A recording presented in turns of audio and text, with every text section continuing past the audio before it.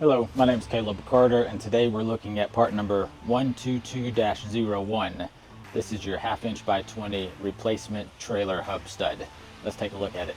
Alright, so this is your 122-01 replacement trailer hub stud. Real common stud, typically found on 3,500 pound axles, 52, 6s, and 7s.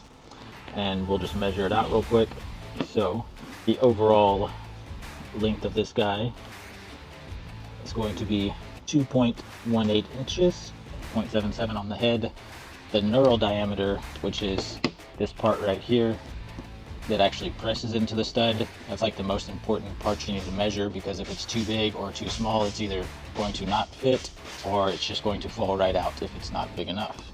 So that measurement on the knurl diameter is 0.60 inches knurl diameter, and it's a 1/2 inch by 20 thread, and the identifying marks on it is going to be 28E23.